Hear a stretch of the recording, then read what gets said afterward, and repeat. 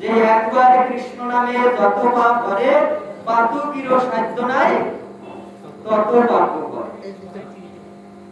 যে শাস্ত্রে বলা হয়েছে কেউ যদি একবার কৃষ্ণ নাম উচ্চারণ করে,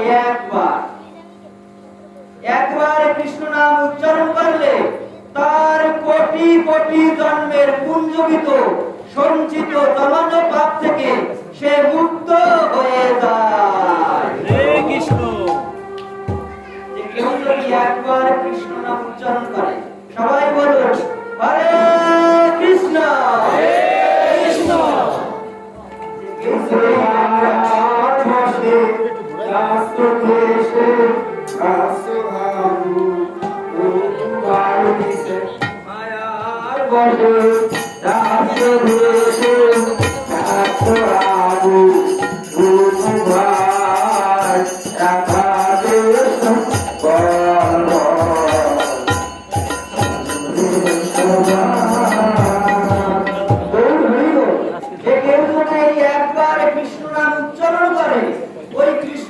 উচ্চারণ করা মাত্র এইরকম এক জন্মের না, কোটি কোটি জন্মের পুঞ্জীভূত সঞ্চিত পাপ থেকে সে মুক্ত হয়ে যায়। একবার কৃষ্ণ নাম উচ্চারণ করে। কেউ যদি দুইবার কৃষ্ণ নাম উচ্চারণ করলে তার কি গতি হয়? দুইবার। সবাই বলুন আবার হরে কৃষ্ণ হরে কৃষ্ণ। কেউ যদি দ্বিতীয়বার দুইবার কৃষ্ণ নাম উচ্চারণ করে, ওই দুইবার কৃষ্ণ নাম উচ্চারণ করা মাত্র তাকে নেওয়ার জন্য বৈকুণ্ঠ থেকে ভগবান পুষ্পরথ পাঠিয়ে দেন। রাধা কৃষ্ণ বলো সঙ্গে সঙ্গে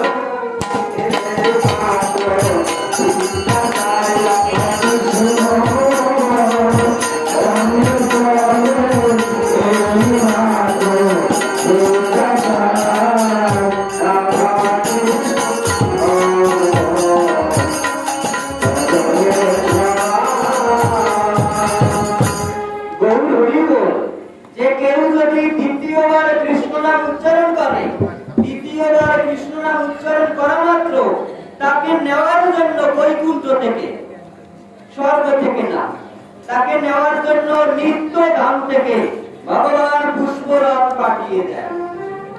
এখন এখানে প্রশ্ন হতে পারে, আমরা তো দৈনিক দুইবার না, একবার না, দুইবার না, দৈনিক হাজার হাজার বার কৃষ্ণ নাম নিই। কই আমাদের জন্য তো বৈকুণ্ঠ থেকে রথ আসে না? কই আমাদের জন্য তো বৈকুণ্ঠ থেকে রথ আসে না? আসবে শুদ্ধ ভাবে যদি কেউ দুইবার কৃষ্ণ নাম করে, শুদ্ধ ভাবে। এই জন্য শাস্ত্রে বলেছে যে আহার শুদ্ধ তো স্মৃতি শুদ্ধ। আহারটাকে শুদ্ধ করলে কি হয়? ব্রেনটা শুদ্ধ হয়। যেমন ঘুমের ওষুধ খাইলে কি হয়? শুধু ঘুম হয়। তাই আহারটাকে শুদ্ধ করলে ব্রেনটাও শুদ্ধ হয়। আহার শুদ্ধ তো স্মৃতি শুদ্ধ, স্মৃতি শুদ্ধ তো বুদ্ধি শুদ্ধ, বুদ্ধি শুদ্ধ তো ভক্তি শুদ্ধ। শ্রীমদ্ ভগবত গীতায় বলেছে যে কেউ যদি শুদ্ধ ভক্তি সহকারে, শুদ্ধ ভক্তি সহকারে, কেউ যদি শুদ্ধ ভক্তি সহকারে দুইবার কৃষ্ণ নাম করে, দুইবার, তার বেশি লাগবে না উদ্ধার হইতে। এই জগৎ থেকে উদ্ধার হইতে দুইবার কৃষ্ণ নামের বেশি লাগবে না। দুইবার কৃষ্ণ নাম করলে তার জন্য বৈকুণ্ঠ ধাম। যেমন ভগবান কৃষ্ণ যখন দ্বারকায় ছিলেন, ভগবান কৃষ্ণ যখন দ্বারকায় ছিলেন, তখন নারদ মুনি গিয়ে ভগবান কৃষ্ণের কাছে প্রশ্ন করেছে, জিজ্ঞাসা করেছে যে প্রভু সম্মুখে আগত কলিযুগ, ভগবান কৃষ্ণ আছে দ্বাপর যুগের শেষে। তো দ্বাপর যুগ শেষ হওয়ার পরে কোন যুগ শুরু হয়েছে? কলিযুগ। তো এই কলিযুগ এর কথা নারদ মুনি বলে যে প্রভু সম্মুখে আগত কলিযুগ, কলিযুগের মানুষ নিদ্রা প্রিয়, কলহ প্রিয়, ঝগড়া প্রিয়, অধর্মপরায়ণ, কে কখন কার এক হাত বেশি খাইবে, এই চিন্তা মাথার ভিতর। কে জিজ্ঞাসা করছে? নারদ মুনি। যে প্রভু কলিযুগের মানুষ কলহ প্রিয়, ঝগড়া প্রিয়। আসলে ঠিক যেখানে ধর্মীয় অনুষ্ঠান হয়, যেখানে ধর্মীয় অনুষ্ঠানে আগের দিন গিয়ে নিমন্ত্রণ দেয় যে আমাদের বাড়িতে ধর্মীয় অনুষ্ঠান, ভাগবত কথা বা হরিকথা বা বৈষ্ণব সেবা, অনুষ্ঠানের শেষে অনুষ্ঠান শুনবা তোমরা সবাই, অনুষ্ঠানের শেষে তোমাদের জন্য প্রসাদের ব্যবস্থা আছে, খাবারের ব্যবস্থা আছে। তারপরে দেখবেন লোকজন হয় না। কিন্তু কোথাও যদি ঝগড়া লাগে আগের দিন গিয়ে কি নিমন্ত্রণ দেয় যে আমাদের বাড়িতে আগামী দিন ঝগড়া হবে, তোমাদের সবাই নিমন্ত্রণ। তারপরে কিন্তু ঝগড়া শুরু হইতে না হইতে কিছুদিনের মধ্যে বাড়ি ঘর কই কই কই কই হ্যাঁ দেখছি কিছুদিন আগে বরিশালে দেখছি, আরে এক দোকানদারের সামনে ঝগড়া লাগছে, মোটর সাইকেল থামাইয়ে ঝগড়া দেয়, মোটর সাইকেল থামাইয়া ঝগড়া শুনে। তো নারদমুনি এই কথাই বলে যে প্রভু কলিযুগের মানুষ কলহ প্রিয়, ঝগড়া প্রিয়, নিদ্রা প্রিয়, খুব ঘুমাইতে ঘুম প্রিয়। ক্যামেরা যাইগেন না, কে কখন কারে একটা ঠকাইয়া বেশি খাবে, কে অন্যের মাথায় বাড়ি দিয়ে নিজের ধনী হওয়ার চেষ্টা করবে। তো প্রভু এই কলিযুগের মানুষ অধর্মপরায়ণ কলহ প্রিয়, এই কলিযুগের মানুষ কিভাবে উদ্ধার হবে? নুয়ে যান। কে জিজ্ঞাসা করছে? নারদ মুনি জিজ্ঞাসা করছে যে প্রভু এই কলিযুগের মানুষ কিভাবে উদ্ধার হবে?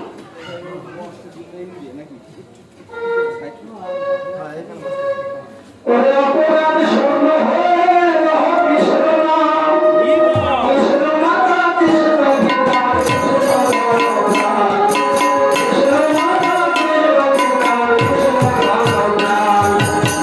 রঘুয়া রঘুয়া গোরে পিতা ভগবান, কালী রাম রাম কৃষ্ণ বিকার, কালী রাম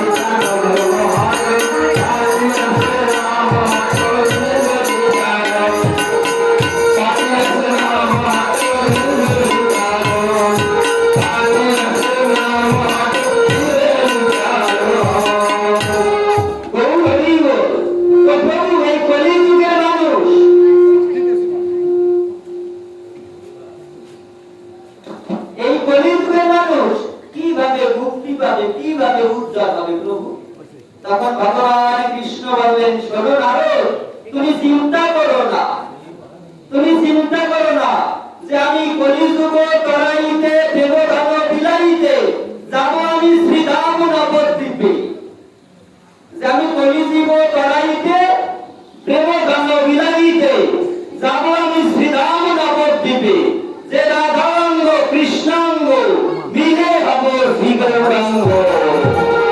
নুয়ে যান, নুয়ে যান।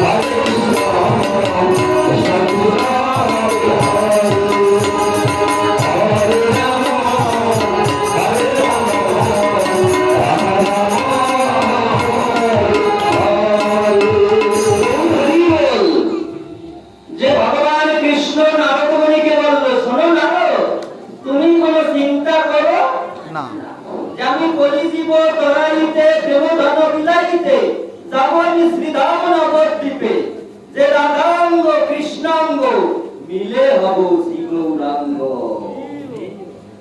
যে আমি একলা যাব না, রাধাঙ্গ কৃষ্ণাঙ্গ মিলে হব শ্রীগৌরাঙ্গ।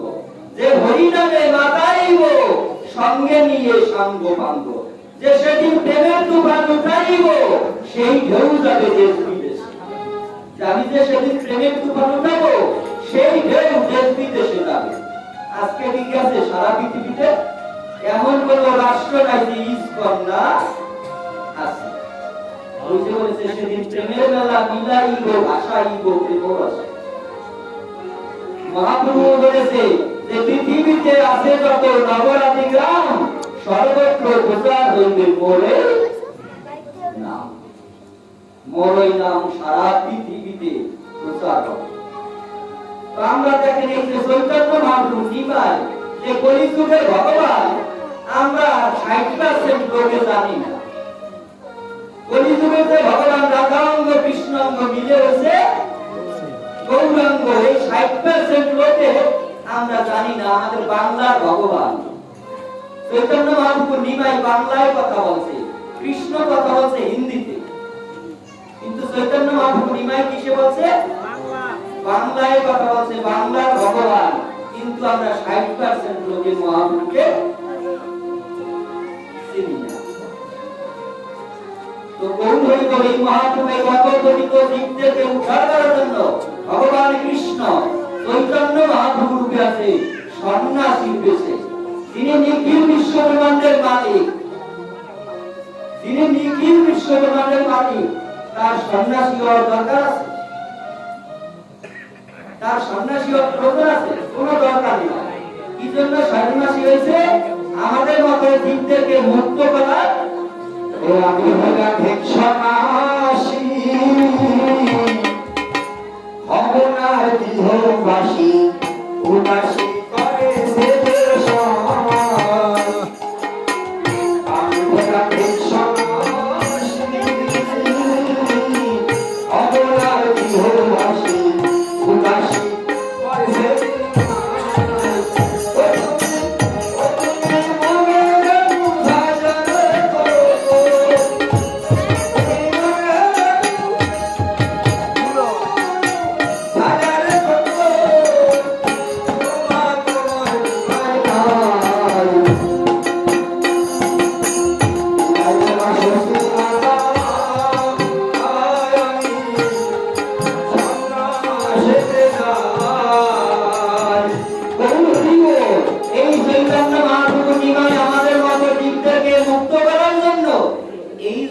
অবতীর্ণ হয়েছে। তো মহাপ্রভু সন্ন্যাস নেবার পরে যখন পুরী ধামে ছিলেন, সন্ন্যাস নেবার পরে মহাপ্রভু বেশিরভাগ পুরী ধামে ছিলেন। তো পুরী ধামে থাকা অবস্থায় একদিন রায়রামানন্দ এবং স্বরূপ দামোদরকে বলে মহাপ্রভু নিমাই, চৈতন্য মহাপ্রভু বলে, ওরে রায়, ওরে স্বরূপ, আমি অনেকদিন যাবত এই পুরী ধামে থেকে তোমাদের সঙ্গ করেছি, তোমাদের সঙ্গ করে আমি নিজেও অনেক আনন্দ পেয়েছি এবং তোমাদেরকেও অনেক আনন্দ দেওয়ার আমি চেষ্টা করেছি। কিন্তু এবারে একটু আমি বৃন্দাবনে যাব, এবারে একটু আমি বৃন্দাবনে যাব। যে বৃন্দাবনে যাব ওই অরণ্য পথে যাব। অরণ্য মানে কি?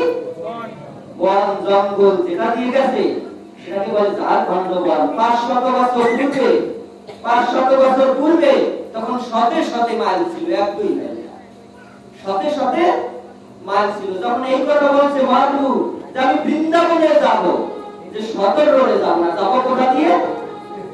অরণ্য দিয়ে, জঙ্গল দিয়ে যাব। যখন এই কথা বলছে তখন রায়রামানন্দ স্বরূপ দামোদর বলে, প্রভু তুমি বৃন্দাবনে যাও, তুমি বৃন্দাবনে যাও, তবে ওই অরণ্য পথে যেও না। ওই অরণ্য পথে হিংস্র প্রাণীগণ থাকে, বাঘ, সিংহ, হাতি, সর্প, বানর, ভাল্লুক, হরিণ, সমস্ত হিংস্র প্রাণীগণ বাস করে। তোমার নানান রকম বিপদ আপদ হতে পারে, তুমি অরণ্য পথে যেও না। তখন মহাপ্রভু বলল, হে রায়, ওরে স্বরূপ, তুমি জানো না যে জীব আমাকে দর্শন করিবে, যে জীব আমার মুখের এই কৃষ্ণ নাম শ্রবণ করিবে, তারা অনায়াসে বৈকুণ্ঠে যাবে। যে তারা অনায়াসে বৈকুণ্ঠে যাবে, যে জীব আমাকে দর্শন করিবে, যে জীব আমার মুখের এই কৃষ্ণ নাম শ্রবণ করবে, তারা অনায়াসে বৈকুণ্ঠে যাবে। তুমি ওদের নিয়ে চিন্তা করো না। তখন রায় রামানন্দ শ্রদ্ধা বুঝতে পারছে, আরে মহাপ্রভু তো স্বয়ং কৃষ্ণ, যার ইশারায় নিখিল বিশ্বব্রহ্মাণ্ড লালিত হয়, যার ইশারায় জোয়ার ভাটা হয়, যার ইশারায় বাঘ গাভী এক ঘাটে জল খায়। কেননা একেলা ঈশ্বর কৃষ্ণ, আর সব নিত্য, যারে জয়সে নাচায় সে তৈসে করে নিত্য। ভগবান যারে নাচায় কৃষ্ণ, সে সেইভাবে নিত্য করে। তো মহাপ্রভু তো স্বয়ং কৃষ্ণ, তার আবার কিসের ভয়? তিনি এক গোলকবিধানী, তার আবার কিসের ভয়? তখন রায়রামানন্দ স্বরূপদামোদর বুঝতে পারছে। তখন রায়রামানন্দ স্বরূপদামোদর বলে, প্রভু তুমি বৃন্দাবনে যাও, ওই অরণ্য পথেই যাও। এবার রাজি হয়েছে কি? অরণ্য পথে যাও, কিন্তু তোমার সঙ্গে দুইজন ভক্ত নিয়ে যাও, দুইজন ভক্ত নিয়ে যাও। ওই হিংস্র প্রাণীগণের মাঝে, বাঘ সিংহের মাঝে তোমার কি লীলা হয়, পরবর্তীতে ওদের মুখ থেকে আমরা শ্রবণ করতে পারবো, ওদের মুখ থেকে আমরা শ্রবণ করতে পারবো। তখন মহাপ্রভু দুইজন ভক্ত নিয়ে ওই ঝাড়খণ্ডের বনে কীর্তন করতে করতে যাত্রা করলেন, রওনা করলেন। তো কেবল 4-5 কিলো দূরে গেছে, 3-4 কিলো 4-5 কিলো দূরে গেছে। এর মধ্যে দেখে কি পথের মাঝে 60টি বাঘ পথরোধ করে ঘুমিয়ে আছে। পথের মাঝে 60টি বাঘ পথরোধ করে ঘুমিয়ে আছে। মহাপ্রভুর সঙ্গে যে দুইজন ভক্ত গেছে, একজন ভয়তে গিয়ে গাছে উঠছে, একজন ভয়তে গিয়ে গাছে উঠছে, আর একজন গিয়ে পাতার ভিতরে পালাইছে। যারে বাঘের সামনে পড়ছি কি যে না জানো কি হয়। তো কিন্তু মহাপ্রভু কীর্তন করতে করতে যাচ্ছেন। তো কীর্তন করতে করতে যখন যাচ্ছেন, তখন ওই ঘুমন্ত বাঘের গায়ে ওই মহাপ্রভুর চরণ লাগছে। যে মহাপ্রভুর চরণ লাগছে ঘুমন্ত বাঘের গায়ে, সঙ্গে সঙ্গে বাঘের ঘুম ভেঙে গেছে, সঙ্গে সঙ্গে বাঘের ঘুম ভেঙে গেছে। আর মহাপ্রভু বলে বাঘদের, করে বাঘ তোমরাও দুই বাহু তুলিয়া কৃষ্ণ নাম করো। হরে কৃষ্ণ হরে কৃষ্ণ কৃষ্ণ কৃষ্ণ হরে হরে, হরে রাম হরে রাম রাম রাম হরে হরে। যে তোমরাও দুই বাহু তুলিয়া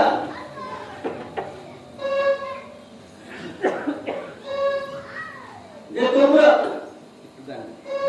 হরে কৃষ্ণ হরে কৃষ্ণ কৃষ্ণ হরে হরে, হরে রাম হরে রাম রাম রাম হরে হরে, হরে কৃষ্ণ হরে কৃষ্ণ কৃষ্ণ কৃষ্ণ হরে হরে, হরে রাম হরে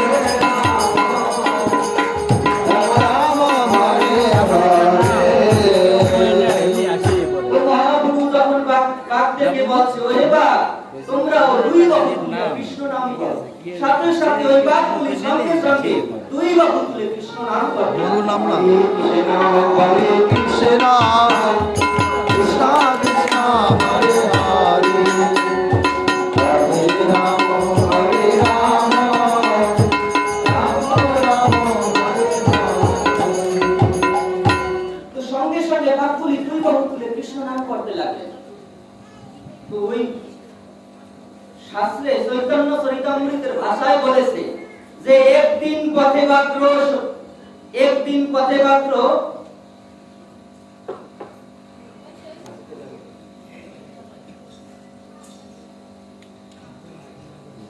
ওই মহাপ্রভুর এই কীর্তন শুনে বাঘগুলি যখন নাচতে লাগলেন, শাস্ত্রে চৈতন্য চরিতামৃতের ভাষায় উল্লেখ করেছে যে একদিন পথে বাক্র করিয়াছে স্বয়ং, আবেশে তার গায়ে প্রভুর লাগিল চরণ।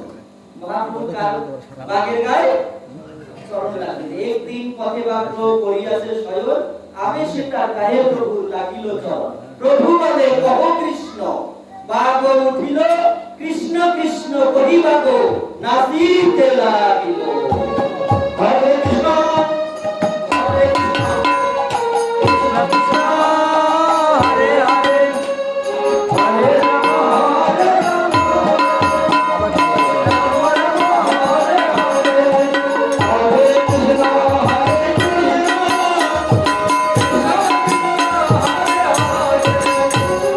হরে রাম হরে রাম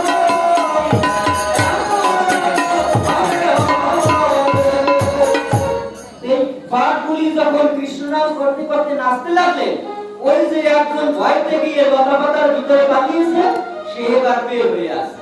আরেকজন গিয়েছে ভয়তে গাছে উঠছে, সেও গাছ থেকে নেমে আসছে। এখন তারা হবে বাঘই যখন নাচে নৃত্য করে, আমাদের আর কিসে ভয়? বাঘই যখন কৃষ্ণ নাম করে তাহলে আমাদের আর কিসের ভয়? তো তারাও দুইজন কাছে আছে। তো মহাপ্রভু এইভাবে কীর্তন করতে করতে আরো গভীর জঙ্গলে গেছেন। মহাপ্রভু কীর্তন করতে আরো গভীর জঙ্গলে গেছেন। তো এই মহাপ্রভুর কীর্তনের ধ্বনি শ্রবণ করে বনের ভিতরে যত হিংস্রগণ প্রাণীগণ ছিল, বাঘ, সিংহ, হাতি, সর্প, বানর, ভাল্লুক, হরিণ, সমস্ত প্রাণীগণ একত্রিত হয়েছে, এক জায়গায় হয়েছে মহাপ্রভুর কীর্তন শ্রবণ করে। তো কীর্তন শ্রবণ করে সমস্ত প্রাণীগণ বাঘ, সিংহ, হাতি, হরিণ এক জায়গায় তারা নাচতে আছে। বাঘ, সিংহ, হাতি, হরিণ সমস্ত প্রাণীগণ এক জায়গায় নাচতে আছে। তো বাঘ আর হরিণ যদি এক জায়গায় নাচে তাইলে কেমন অবস্থা হয়? বাঘ আর হরিণ যদি এক জায়গায় নাচে, বাঘের খাবার কি? হরিণ। সেই হরিণ আর বাঘ যদি এক জায়গায় নাচে, নাচতে নাচতে নাচতে নাচতে তারা প্রেমে আবিষ্ট হয়ে একে অপরকে আলিঙ্গন দিতে আছে। আমরা যখন কীর্তনের প্রেমে আবিষ্ট হয়ে কি করি? কোলাকুলি দেই না? তো একে অপরকে তারাও কোলাকুলি দিচ্ছে, আলিঙ্গন দিচ্ছে। এখন বাঘে আর হরিণে যদি আলিঙ্গন দেয়, বাঘে আর হরিণে যদি আলিঙ্গন দেয় তাহলে কেমন পরিবেশ সৃষ্টি হয়েছে? তো কোলাকুলি দিলে একজনের কান আর একজনের মুখ, আর একজনের মুখ আর একজনের কান এক জায়গায় থাকে, কিন্তু এক জায়গায় থাকে। তো কোলাকুলি দিয়ে বাঘ হরিণের কানে বলে, বাঘ বলে ওহে বাঘ, তোমার কি জীবনের বিন্দু মাত্র ভয় নেই? তোমার এত বড় সাহস, তুমি আমার সঙ্গে আলিঙ্গন দিতে আছো, তোমাকে যে কোনো মুহূর্তে আমি আহার করতে পারি। তোমার কি জীবনের বিন্দু মাত্র ভয় নেই? তোমার কি প্রাণের মায়া নেই? তোমার এত বড় সাহস, তুমি আমাকে আলিঙ্গন দিতেছো? কেননা আমি তোমার শোষক, তুমি আমার আহার, তোমার যে কোনো মুহূর্তে তোমার প্রাণ প্রদীপ আমি নিভিয়ে দিতে পারি। তোমার যে কোনো মুহূর্তে আমি তোমার প্রাণ প্রদীপ নিভিয়ে দিতে পারি। তুমি জানো না তোমার বিন্দু মাত্র ভয় নেই?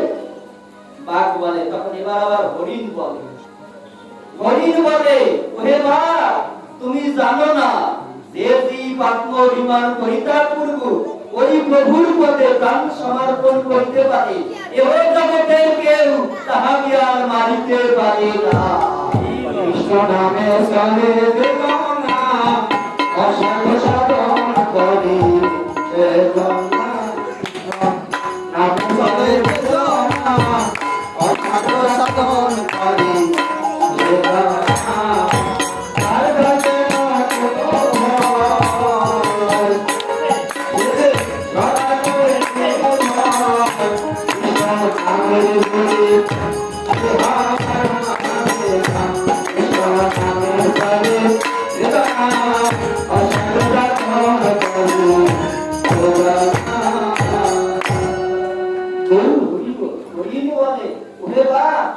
তুমি জানো না যে জীব আত্মাভিমান পরিত্যাগ করব ওই প্রভুর পথে প্রাণ সমর্পণ করিতে পারে, এ জগতে কেউ তাহাকে আর মারিতে পারে না। যে জীব প্রভুর চরণ কল্প বৃক্ষের তলে আশ্রয় গ্রহণ করে তার ভিতরে আর হিংসা বিদ্বেষ থাকে না। এসো ভাই, আমরা ভাতৃত্বের প্রেম বন্ধনে হয়ে আমাদের এই পশু জনমকে ধন্য করে নেই। আমাদের এই পশু জনমকে ধন্য করে নে। এমন জনম আমরা আর কোনো কালেও পাবো না। এমন অমৃত যোগ আর কোনো জন্মে আর আসিবে না, যেটা দেব দেবতাগণ মুনি ঋষিগণ হাজার হাজার বছর ধ্যান তপস্যা করে তাকে দর্শন করা তো দূরে থাক, যার চরণের ধূলিকণা পর্যন্ত উপলব্ধি করতে পারে না। সেই রাধাঙ্গ কৃষ্ণাঙ্গ মিলে হয়েছে গৌরাঙ্গ, সেই গৌরাঙ্গকে দর্শন করতে পারছি ভাই, এমন জন্ম আমরা আর কোনো কালেও পাবো না। এসো ভাই, আমরা ভাতৃত্বের প্রেমবন্ধনে আবদ্ধ হয়ে আমরা হিংসা বিদ্বেষ ভুলে দিয়ে আমাদের এই পশু জনমকে ধন্য করে নিই। এমন জন্ম আমরা আর কোনো কালেও পাবো না। দেখেন, বনের পশু হয়েও তারা বুঝতে পারছে যে মহাপ্রভুকে আমরা দর্শন করতে পারছি, দেব দেবতা পর্যন্ত দর্শন করতে পারি না। সেই রাধাঙ্গ কৃষ্ণাঙ্গকে আমরা দর্শন করতে পারছি। আমরা ভাতৃত্বের প্রেমবন্ধনে আবদ্ধ হয়ে আমাদের হিংসা বিদ্বেষ ভুলে গিয়ে আমরা মহাপ্রভুর চরণে আত্মসমর্পণ করি। তারপর বাঘে আর সিংহতে যখন কোলাকুলি দিয়েছে, বাঘে আর সিংহ, তখন সিংহে বাঘের কানে বলে, ভাইরে, আমরা এমন একটা দেহ পেয়েছি যে দেহ দ্বারা আমাদের অখাদ্য কুখাদ্য খেতে হয়, যে দেহ দ্বারা আমাদের অখাদ্য কুখাদ্য খেতে হয়। ভাই, আমরা এমন একটা দেহ পেয়েছি, আমরা যদি মনুষ্য দেহ পাইতাম তাহলে আমরা ওই মহাপ্রভু রাধা গোবিন্দের প্রসাদ পেয়ে আমাদের জনম ধন্য করতে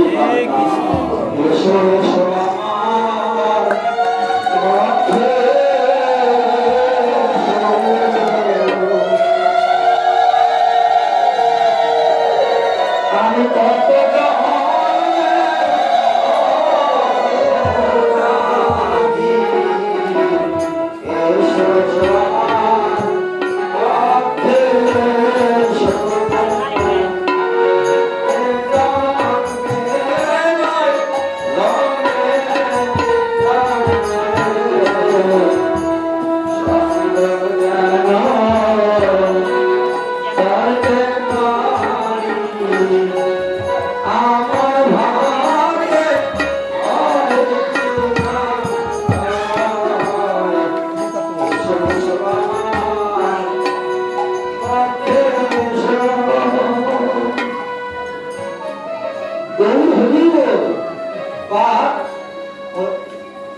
সিংহ হরিণের কানে বলে, ভাই, আমরা যদি মনুষ্য শরীর মনুষ্য দেহ প্রাপ্ত হতে পারতাম তাহলে আমরা ওই রাধা গোবিন্দের মহাপ্রভু প্রসাদ পেয়ে আমাদের জন্মকে ধন্য করতে পারতাম, আমাদের জন্মকে সার্থক করতে পারতাম।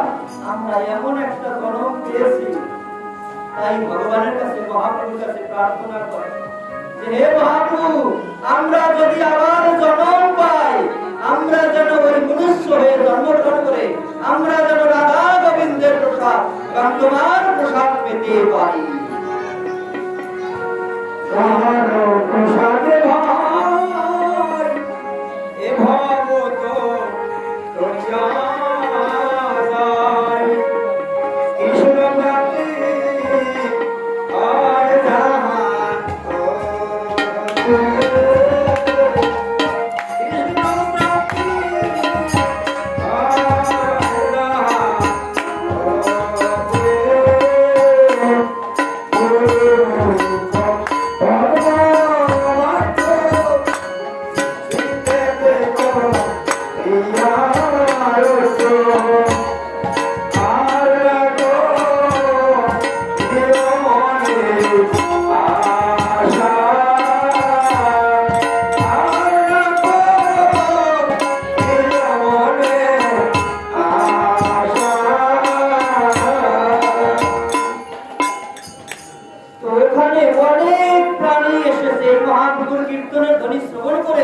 যেহেতু অনেক প্রাণীরা এসেছে, সমস্ত প্রাণীর মনের ভাষা শাস্ত্রে ব্যক্ত করেছেন। নিশাচর প্রাণী রাত্রিবেলায় এসেছে বাদুড়, নিশাচর প্রাণী গাছের সাথে ঝুলে থাকে, সেও মহাপ্রভুর কীর্তন ধ্বনি শ্রবণ করে জগৎবাসীকে বলে, হে জগৎবাসী, আর নিদ্রায় আচ্ছন্ন হয়ে ঘুমিয়ে থেকো না। এমন একদিন আসবে চিরনিদ্রায় নিদ্রিত হতে হবে, সেদিন কেউ তোমাকে আর জাগাতে পারবে, সেদিন কেউ তোমাকে আর জাগাতে পারবে না।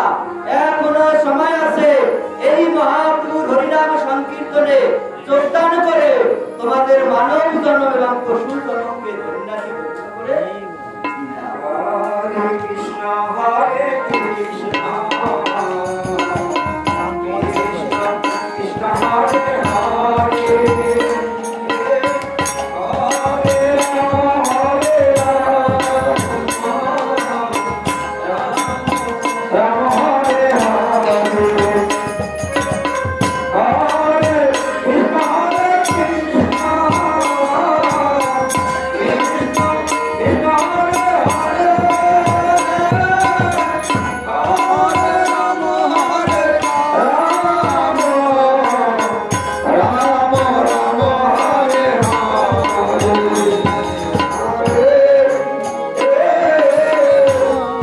হরে হরে কৃষ্ণ কৃষ্ণ হরে হরে হরে রাম হরে রাম রাম হরে হরে।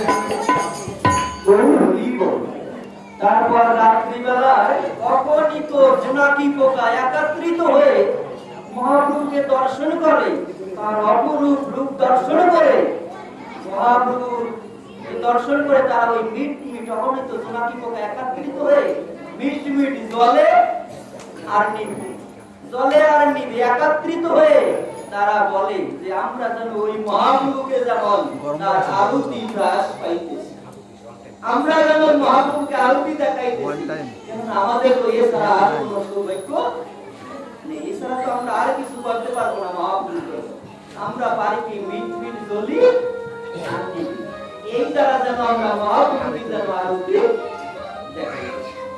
তো এইভাবে মহাপ্রভু অনেক দিন ধরে হিংস্র প্রাণীগণকে নিয়ে নাচিয়ে, মহাপ্রভু হিংস্র প্রাণীগণকে নিয়ে নাচিয়ে কীর্তন করে আনন্দ দিয়ে যখন বিদায় নিয়ে চলে যাবে, মহাপ্রভু যখন বিদায় নিয়ে চলে যাবে, তখন বাঘ সিংহদেরকে বলতো, ওহে বাঘ, তোমরা এখানেই থাকো, আমি বিদায় নিয়ে চলে যাব, আমি বিদায় নিয়ে চলে যাব, কেননা তোমরা ওই আর সদর রোডে যাবে। বাঘ সিংহদেরকে নিয়ে কি সদর রোডে যাওয়া যায়? তো বাঘ সিংহদেরকে বলতো, তোমরা এখানেই থাকো, আমি বিদায় নিয়ে চলে যাচ্ছি। যখন মহাপ্রভু এই কথা বলেছে, তখন বাঘ সিংহ বলে, হায় হায়, মহাপ্রভু একই কথা বলে, আমাদেরকে এতদিন ধরে কৃষ্ণ প্রেম রাধা প্রেম দিয়ে নাচিয়েছে, আর মহাপ্রভু কিনা এখন আমাদেরকে রেখে চলে যাবে।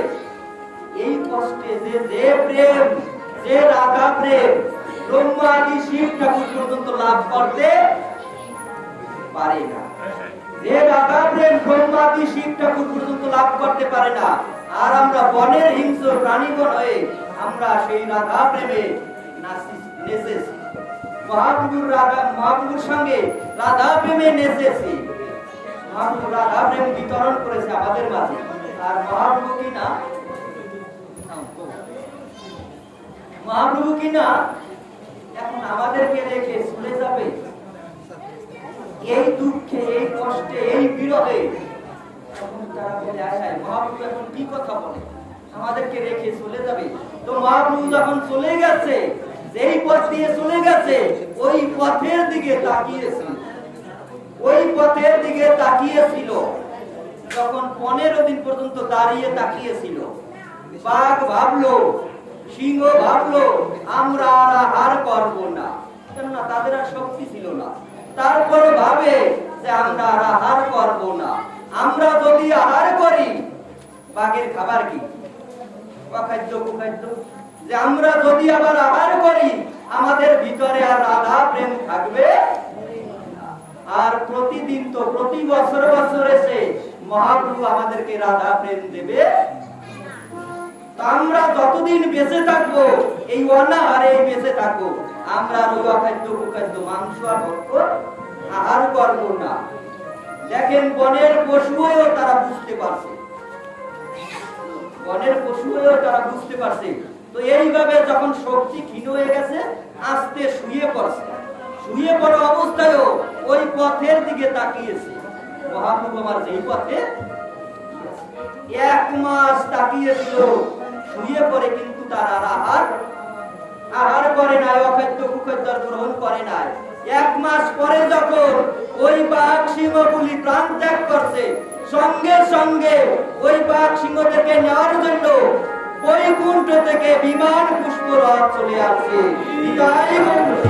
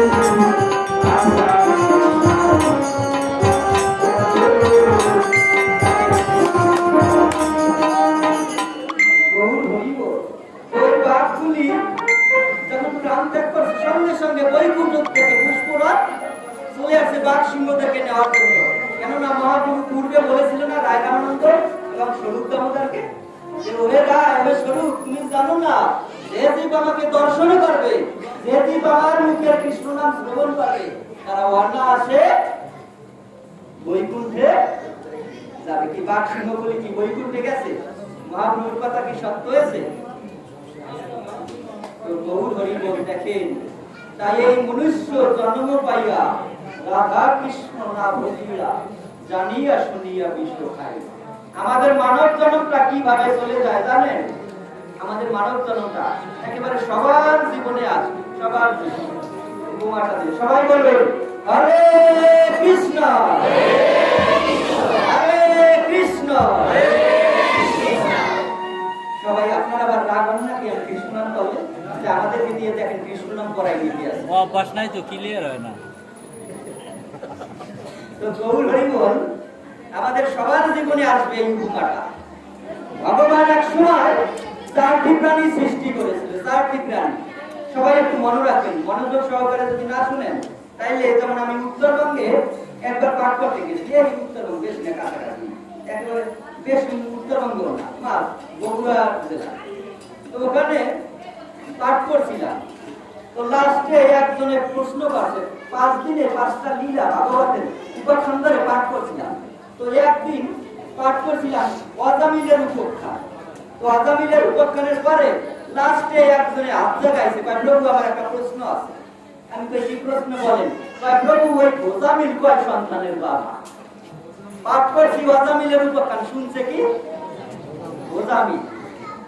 বলছি আমি অজামিলের কথা, শুনছে কি অজামিল? তাই যদি মনোযোগ সহকারে না শুনেন তাহলে আমি বলবো অজামিল, আপনারা শুনবেন অজামিল।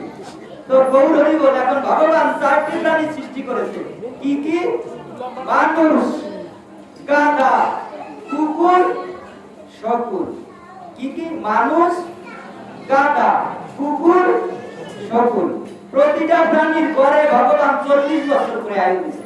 কত বছর করে? 40 বছর।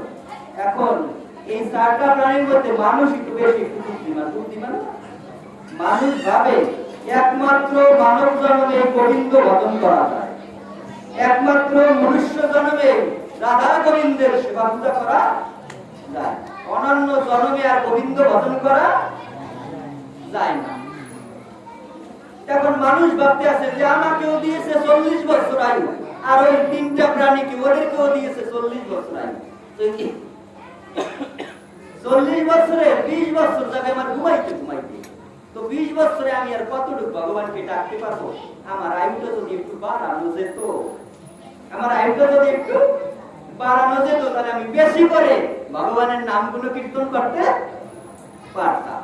এখন মানুষ একটু বুদ্ধিমান, এই বলে মানুষ চলে গেল ভগবানের কাছে, ভগবানের কাছে গিয়ে বলে প্রভু একমাত্র মানব জন্মেই আপনাকে ডাকা, অনন্য জন্মেরা আপনাকে ডাকা সম্ভব নয়।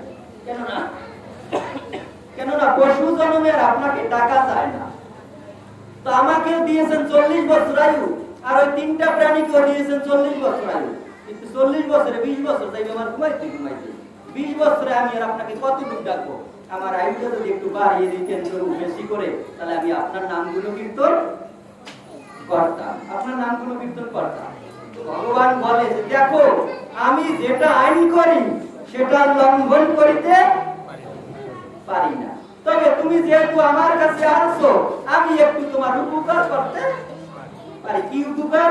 ওই তিনটা প্রাণী থেকে যদি তুমি আয়ু ধার করতে পারো তাহলে তোমার আয়ু বাড়বে, নইলে বাবা আমার আর কিছু করার নাই।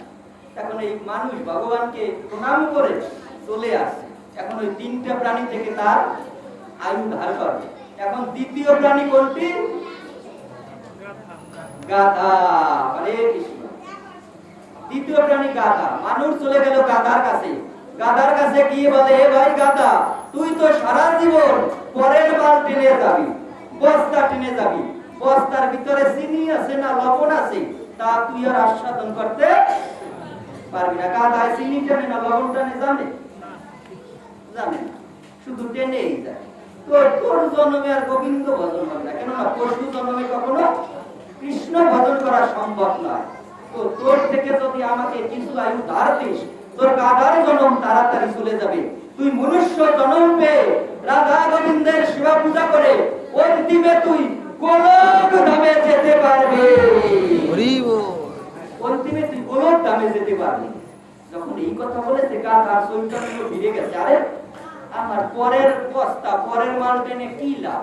তো আমার থেকে যদি ওরে কিছু আয়ু ধার দেই তাহলে আমার মনুষ্য জন্ম গাধার জন্ম তাড়াতাড়ি চলে যাবে, আমি মনুষ্য জন্ম লাভ করে আমি রাধা গোবিন্দের সেবা পূজা করে অন্তিমে গোলক ধামে যেতে পারবো। গাধাই বুঝতে পারছে। তো এই বলে গাধাই ওই মানুষকে 20 বছর আয়ু ধার দিল। মানুষের ছিল 40, গাধাই দিল 20, হলো কত? 60। মানুষ ভাবতে আছে 60 বছর হয়েছে। তো দ্বিতীয় প্রাণী কোনটি? কুকুর। মানুষ চলে গেল কুকুরের কাছে, দেখে কি একটা বাড়ির ভিতরে কুকুরটার পাহারা দিতে আছে। তখন এই মানুষ কুকুরের কাছে বলে এবার কুকুর, তুই তো সারা জীবন পরের বাড়ি পাহারা দিয়ে যাবি, তোর জন্মে আর গোবিন্দ ভজন করা হবে না। তো তোর থেকে যদি আমাকে কিছু আয়ু ধার দিস তাহলে তোর তাড়াতাড়ি কুকুরের জন্ম চলে যাবে, তুই মনুষ্য জন্মে সাধু সঙ্গ করে তুই অন্তিমে বৈকুণ্ঠ ধামে যেতে পারবি। যখন এই কথা বলেছে কুকুরেরও চৈতন্য ফিরে গেছে, আরে কথাটা তো সঠিক কথা বলেছে, আমার পরের বাড়ি পাহারা দিয়ে কি লাভ? পরের বাড়ি পাহারা দিয়ে কি লাভ? তো এই বলে কুকুরও 20 বছর আয়ু দিয়ে দিল, হলো কতে বাস 80। মানুষ ভাবতে আছে 80 বছর তো হইল, আর একটা প্রাণী যেহেতু আছে সৎ পুরাই নেই, আর একটা প্রাণী যেহেতু আছে সৎ পুরাই নেই। চতুর্থ প্রাণী কোনটি? শকুন। কথায় আছে না, জীবের প্রাণ পাখি চলে যায় লালসা তো যায় না। ও 80 বছর পাইছে, তারপর ভাবে আর একটা প্রাণী যেহেতু আছে সৎ পুরাই নেই, যে জীবের প্রাণ পাখি চলে যায় লালসা তো যায় না। এই জগতে কারো যদি টিনের ঘর থাকে, টিনের ঘর, সে থাক ভাবে একটু বিল্ডিং হলে ভালো হতো, ভাবে না একটু বিল্ডিং হলে ভালো হতো, করলো একতলা, না একতলাই হবো না দোতলা হইলে ভালো হইতো, করলো দোতলা, এখন ভাবে যে না 5 তলা করলে একটু বাড়ি ভাড়াও দেওয়া যেত। এখন যতবারে তালা ততবারে জ্বালা, জ্বালার আর কোনো শেষ নাই। যেমন আরেকটা উপমা মনে পড়ে যায়, এক রাজা এক ব্যক্তির প্রতি সন্তুষ্ট হয়েছে একটা কাজের জন্য। এক রাজা, তো রাজা তারে বলছে যে দেখো, আগামী দিন সূর্য উদয় থেকে আমার রাজ্যে যত দূর হাঁটবে তত দূর তোমার, আমার রাজ্যে যত দূর হাঁটবে তত দূর তোমার, কিন্তু একটা শর্ত আছে, সূর্য অস্ত যাবার পূর্বে ওই যেখান থেকে হাঁটা শুরু করছো ওই জায়গা মতো আবার ফিরতে হবে, নইলে সব বিপদে যাবে, তুমি কিছুই পারবে না। এখন ওই ব্যক্তি ভাবে যত দূর হাঁটবো তত দূর আবার, তাইলে তো আমি রাজবাড়ির অর্ধেক দখল করে নেব, রাজবাড়িতে খুঁটি কুপে ওখান থেকে হাঁটা শুরু করবো। এখন সকালবেলা ওই রাজবাড়ির অর্ধেক সীমানায় একটা দিছে, এখন হাঁটা শুরু করছে, এখন হাঁটে আর পা ফেলে আর বলে আর এক কাজ দিতে পারলে তো জায়গাটা আমার, আর এক পা ফেলতে পারলে তো জায়গাটা কার, আমার। এইভাবে হাঁটতে হাঁটতে যখন 12টা বেজে যায় তখন ভাবে সামনে একটা ভালো গ্রাম আছে, ওই গ্রামটাও দখল করে নেবো, সামনের গ্রামটাকে। এইভাবে হাঁটতে হাঁটতে যখন বেলা 2টা বাজে, এখন যত দূর আসছে তত দূর কিন্তু তার আবার যেতে হবে, নাইলে ওই জায়গা মতো যদি যেখানে কুটি গাছে যেখানে জায়গা মতো যদি না যাইতে পারে কিছুই পাবে না। তো এখন ভাবে যখন 2টা বাজে ভাই এখন তো আবার যতদূর হেঁটে আসি ততদূর তো আবার যেতে হবে, তো ওখানে আবার একটা স্থানে করছে, তো এখন আবার রিটার্ন ব্যাক করছে, মানে ফিরে আসতেছে।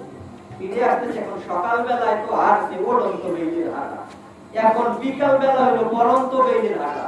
সকালবেলার মতো কি হয়, যেমন অল্প বয়সে যারা কৃষ্ণ ভজন করেন, বৃদ্ধকালে কি কৃষ্ণ ভজন করা যায়? যায় না, বৃদ্ধকালে কৃষ্ণ ভজন করা সম্ভব নয়। শিশুকালে কৃষ্ণ ভজে কৃষ্ণ কথা বলতে বসে কৃষ্ণ ভজে আসে না আসে, ঐক্য বসে কৃষ্ণ ভজে আসে না আসে, ঐক্য বসে কৃষ্ণ ভজে বাংলাতে আসে। তো গৌর হরি বল, এখন ও হাঁটতে আসে বাড়ির দিকে, মানে প্রাসাদের দিকে যাচ্ছে। এখন যেতে যেতে এখন আর ওর শরীরে গায়ে আর বল নাই, শক্তি নাই, কেননা সকালবেলায় তো হাঁটছে ওড়ন্ত বেইলের হাঁটা, আর এখন বিকালে পরন্ত বেইলের হাঁটা, মানে সকালবেলায় তো খেয়ে দিয়ে হাঁটা শুরু করছে, ভোর রাত্রে খেয়ে হাঁটা শুরু করছে, আর এখন বিকাল বেলা হাঁটা তো আস্তে আস্তে, যেমন যারা বয়স্ক হয়ে যাচ্ছেন 40 বছরের পরে তারা কি ওই পরন্ত বিকালে, মানে 50-60 বছরে যারা বলছেন বিকাল বেলার মতো। এখন ওই ভাবে দেখে কি ওর আর পায়ে গিরা গুড়ায় আর বল নাই, শক্তি নাই, ও ভাবে হায় হায় এখন কি করলাম, আমি যদি অল্প একটু হেঁটে যদি চলে যেতাম তাইলে আমি কিছু পাইতাম, আর এখন দিয়ে আমার গায়ে বল নাই, শক্তি নাই, গিরায় গুড়ায় শক্তি নাই, এখন কি করব, এখন পায়ে হাতেও ঠোসকা পড়ে গেছে, পায়ে ঠোসকা পড়ে গেছে, এখন ভাবে হায় হায় পায়ে ঠোসকা পড়ে গেছে, এখন যাবো কিভাবে, এখন ভাবে যে পায়ে যে ঠোসকা পড়ে গেছে হাঁটতে পারবো না, তো এবার গড়াগড়ি দিয়ে যাবো, এখন পাকা রোডে যদি ভোট দেয় তাইলে অবস্থা কেমন হয়। তো এখন ওই সূর্য অস্ত যাবার পূর্বে ওই জায়গা মতো আর ফিরতেও পারলো না, আর কিছু পাইল না। ও যদি বেশি লালসা করছে আর এক পা ফেলতে পারলেই তো জায়গাটা কার, আমার, বেশি লালসা করছে কিছু পায় না। তো ওই ব্যক্তি 80 বছর হয়েছে, তারপর ভাবে আর একটা প্রাণী যেহেতু আছে সৎ পুরাই নেই, এখন চতুর্থ প্রাণী কোনটি, শকুন এখন কোথায় পাবে, দেখে কি নদীর কূলে, নদীর কিনারে 2 হাঁটু আর মাথা একখানে করে এইরকম ঝিমাইতে আছে। শকুন নদীর কিনারে ঝিমায় কি জন্য জানেন? ওই নদী দিয়ে অখাদ্য মরা পচা ভেসে আসবে, ওইগুলি খাবারের জন্য, খাবারের জন্য জিমাইতে আছে। তো মানুষ গিয়ে তাকে বুঝিয়ে ওই কুকুর এবং গাধার মতো বুঝিয়েছে, তো তার কাছ থেকেও 20 বছর নিল। এবার মানুষের হলো কত? 100 বছর। আর ভগবান দিয়েছিল কত বছর? 40 বছর। এই 40 বছরে দেখেন গায়ে জোর থাকে। 40 বছরের পর, এখন 30 বছর পর কিন্তু সরকারি চাকরিও পাওয়া যায় না। এই যা কিছু করতে হবে আমাদের 40 বছরের আগেই করতে হবে। যা কিছু করতে হবে আমাদের 40 বছরের আগেই করতে হবে, কেননা 40 বছর পরে কিন্তু উপর থেকে এক একটা চিঠি আসে, উপর থেকে এক একটা সিগন্যাল দেয়, এখনো সময় আছে, আমার ঘটনা কর। সময় তো আর নাই বেশি, তবে খেলা শেষ। যুদ্ধের পক্ষে শেষ কোথায় আসবে, কোথায় আসবে।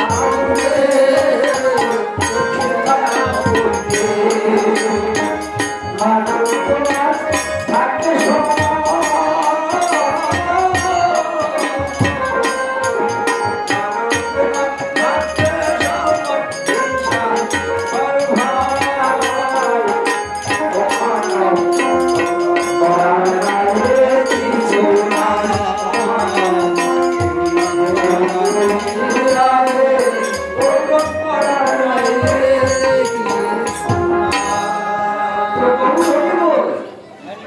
যে আমাদের যা কিছু করতে হবে 40 বছর আগে, কেউ যদি টাকা পয়সা ইনকাম করে যদি ব্যাংকে জমাইয়া রাখে, শেষ বয়সে কিন্তু বসে বসে খেতে পারবে। আর এই 40 বছরের আগে কেউ যদি হরি ভজন করে, কৃষ্ণ নাম করে, কেউ যদি ভগবান অ্যাকাউন্টে জমাইয়া রাখে, তাহলে শেষের বয়সে কম করলেও হবে, শেষের বয়সে কম করলেও হবে। আমাদের যা কিছু করতে হবে 40 বছরের আগে করতে হবে। তো এখনকার মানুষ হয়তো বিয়ে করে 18, 20 বছর, 22 বছর, 25 বছর। আগের মানুষ বিয়ে করত 30, 35, 40 বছর। তো এই 40 বছরে যখন বিবাহ করে, 40 বছরে কার থেকে আয়ু ধার করে আনছিল? গাদার থেকে। গাদার থেকে আয়ু ধার করছিল। তো এই 40 বছরে যখন বিবাহ করে, ওই বিবাহ করার পরে ওই সংসারের প্রতি একটা গাদার খাটনি, সংসারের প্রতি একটা গাদার খাটনি। শাস্ত্রে বলেছে মানুষ খুন করিয়া জেলে গেলে আবার জামিন পায়, সংসার জেলে একবার গেলে জামিন নাই। কেউ যদি খুন করে, মার্ডার করে, 2টা মার্ডার করে, তাহলে 30 বছর পর সরকার তারে মুক্তি দেবে। 2টা মার্ডার করে জেলে গেলে 30 বছর পর সরকার তারে মুক্তি দেবে। আর কেউ যদি একবার বিবাহ করে, একবার যদি সংসারে যায়, 90 বছর বয়স হয়, নাতি বউটার মুখটা একটু দেখে যেতে পারতা, বলে না, অঙ্কের জন্য ওই জমিটা একটু কিনে রেখে যেতে পারতা, তাইলে ও একটু ভালোভাবে খেতে চলাফেরা করে খেতে পারে, স্বাচ্ছন্দ্য বলে। তো এই 40 বছরে যখন বিবাহ করে, ওই বিবাহ করার পর সংসারের প্রতি একটা গাদার কাটে। আর ওই যে বিবাহ করার পর নূতন বই পাইলে পাগলেও দৌড়াইতে, নূতন বিয়ে করলে পাগলেও দৌড়াইতে, তখন আর কষ্ট লাগে না। গাদার মতো পরিশ্রম করতে কিন্তু কষ্ট লাগে না। ওই তো 40 থেকে এই গাদার থেকে ধার করে আনে, এই 40 থেকে 60 বছর কিন্তু গাদার মতো পরিশ্রম করতে থাকে। তো এই 40 বছরে বিবাহ করার পরে সন্তান, ছেলে সন্তান হয়ে যায়, ছেলে সন্তান বিবাহ করায়। 60 বছরে যখন পরে গাদার মতো পরিশ্রম করে, এর মধ্যে 60 বছরের মধ্যে ছেলে সন্তান বড় হয়ে যায়। এবার ছেলেকে বিবাহ করাইছে ছেলেকে বিবাহ। তো ছেলেকে বিবাহ করানোর পরে ছেলে নূতন বউ নিয়ে কি শ্বশুর বাড়ি যায় না, বা সিনেমা দেখতে যায়, বা বিভিন্ন জায়গায় ঘুরতে যায়, আর মা বাবাকে বলে, বাবা মা আজকে বাড়িটার দিকে একটু খেয়াল রেখো, আজকে বাড়িটার দিকে একটু খেয়াল রেখো। 60 বছর বয়সে কার থেকে ধার করে আনছিল? কুকুর কি করছিল? বাড়ি পাহারা দিয়েছিল। এই 60 থেকে 80 বছর পর্যন্ত কুকুরের মতো বাড়ি পাহারা দেয়। আর যখন 80 বছর হয়ে যায়, তখন দেখবে হাঁটতে চলতে পারে না, বিছনায় পড়ে যায়। বিছনায় পড়ে যায় তখন ছেলে আর ছেলের বউমা মেন ঘরে রাখে না, একদম বারিন্দার কর্নারে রাখে, যেন ওই কুল্লুর কুল্লুর কনকন আকাশ ছেলের কানে আর বউমার কানে না সে ওই বারিন্দায় তখন খাটেও ঘুমাইতে পারে না, নিচে বিছানা করে দেয় আর ওখানে বসে ওই ঘুমাইতে থাকে। কখন বৌমা খাবার দিয়ে কখন বৌমা খাবার দিয়ে যাবে। শকুন কি করছিল? খাবারের জন্য ঝিমাইছিল না নদীর পারে। 80 থেকে 100 বছর পর্যন্ত ওই শকুনের মতো ঝিমাইতেই যায়। 40 থেকে 60 বছর সংসারে গাধার মতো পরিশ্রম করতে হবে, 60 থেকে 80 বছর কুকুরের মতো বাড়ি পাহারা দিতে হবে, 80 বছর থেকে 100 বছর পর্যন্ত কি করতে হবে? ঝিমাইতে জন চলে যাবে। তো যা কিছু করতে হবে আমাদের 40 বছরের মধ্যেই করতে হবে। ধর্ম কথা ভালো লাগে শুনতে, মনে চায় না কিছু মানতে। ধর্ম কথা ভালো লাগে শুনতে, মনে চায় না কিছু মানতে। তখন গেল জানতে জানতে, তখন গেল জানতে জানতে, আর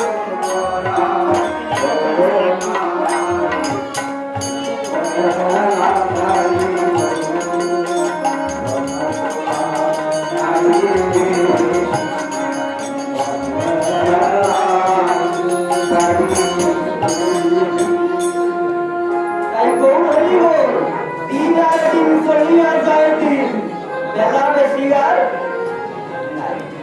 আমাদের বেলা কিন্তু নাই, কার কখনো এই জগৎ ছেড়ে চলে যেতে হবে। হরে কৃষ্ণ। মায়েরা হে ঘুমাইয়েন না, কৃষ্ণ। ঘুমাইয়েন না, উত্তর বসে না। কোন জায়গায় একবার পাঠে গেছিলাম, মা কাজিরা এমন ঘুমানো